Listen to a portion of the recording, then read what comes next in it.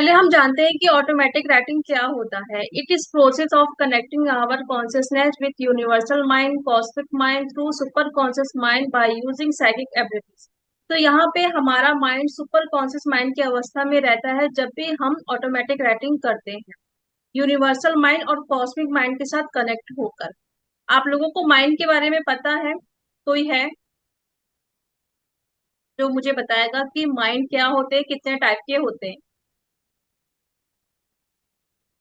Conscious mind, subconscious mind में ma'am. हम्म। Unconscious mind है, super हाँ, कॉन्शियस माइंड, ठीक है। फर्स्ट हमारा यूनिवर्सल होता माइंड। है कॉन्शियस माइंड। यहाँ पे हम माइंड को क्यों देख रहे हैं? क्योंकि जब भी हम ऑटोमेटिक राइटिंग करेंगे तो वहां पे हमारा माइंड सुपर कॉन्शियस माइंड की अवस्था में रहता है। ठीक है। तो पहला है कॉन्शियस माइंड। जब भी हम अवेयर रहते हैं, जो भी हम एक्टिविटी करते हैं और जो अभी हम क्लास कर रहे हैं, इस टाइम हमारा माइंड कॉन्शियस माइंड की अवस्था में है। सेकंड होता है सबकॉन्शियस माइंड।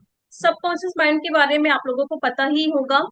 पास्ट में अगर जी। आप लोगों के साथ कुछ भी ऐसा हुआ है, कोई ट्रॉमा हुआ है जो आपके सबकॉन्शियस माइंड में जाके घर कर गया है सॉरी।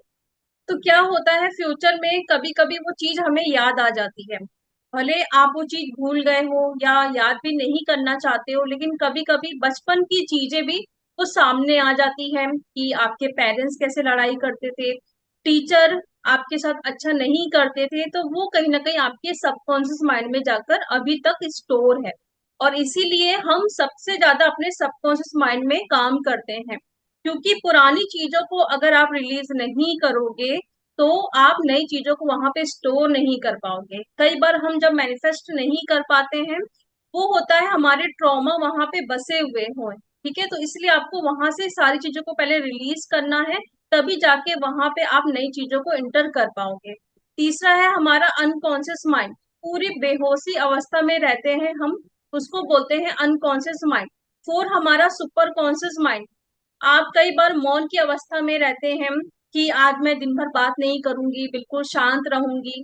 होता है ना, कभी कभी हम ये मौन धारण कर लेते हैं। वो हमारा सुपर कॉन्शियस माइंड रहता है और इसी अवस्था में हम ऑटोमेटिक राइटिंग करते हैं।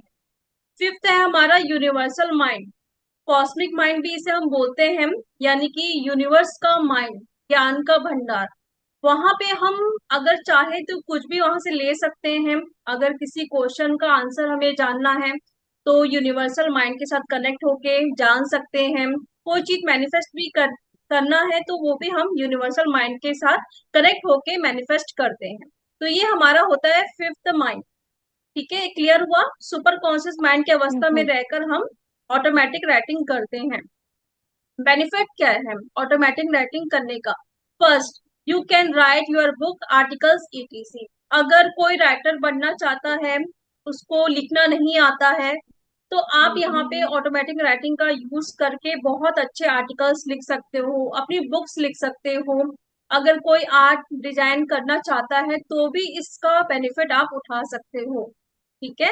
सेकंड होता है, अगर आप किसी चीज का क्वेश्चन का आंसर नहीं जान पा रहे हो, जब भी आप अवेयर हो 3D में, तो वहां पे आप ऑटोमेटिक राइटिंग का यूज कर सकते हो।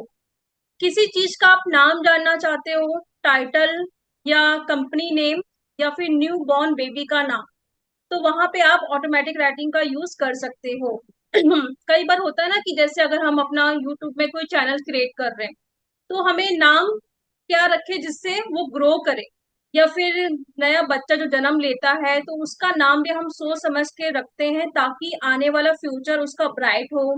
ठीक है, गलत संगति में ना पड़े, तो बहुत सोच समझ के हम नाम वहां पे रखते हैं। तो वहां पे आप ऑटोमेटिक राइटिंग का यूज कर सकते हो। अगर आप अपनी पर्सनल और प्रोफेशनल लाइफ को ग्रो करना चाहते हो तो भी वहां पे आप ऑटोमेटिक राइटिंग का यूज कर सकते हो। और आप एंजल से कम्युनिकेट करना चाहते हो और साथ में जो लोग इस दुनिया में नहीं हैं, उनकी सोल्स के साथ आप कनेक्ट करना चाहते हो, आंसर जानना जानना चाहते हो, तो भी आप इसका यूज कर सकते हो। लाइक ऐसे कोई कितने लोग हैं यहाँ पे जिनकी डेथ हो चुकी है लेकिन वो अभी तक मिस्ट्री बने हुए हैं, जैसे कि सुशांत सिंह राजपूत हो गए, और भी ऐसे बहुत सारे लोग हैं ना। हमको रहता है कि इनकी मौत कैसे हुई है, तो वहां पे आप उनकी सोर्स के साथ कनेक्ट होके आप आंसर जान सकते हो कि आपके साथ क्या हुआ था, कैसे आपकी डेथ हुई थी। ठीक है, तो मतलब जो इस दुनिया में नहीं भी है, कहीं पर भी है यूनिवर्स में, उनकी सोर्स के साथ आप कनेक्ट होकर आंसर जान सकते हो। ठीक है, लेकिन इसके लिए अच्छे से प्रोटेक्शन वगैरह लेके आपको उसके साथ कनेक्शन बनाना है। If you believe trust it work for you, अगर आपको इस पर बिलीव है ऑटोमेटिक राइटिंग पे, तभी ये आपके लिए काम करेगा। अगर आपको कहीं पर भी डाउट आता है तो ये आपके लिए काम नहीं होगा।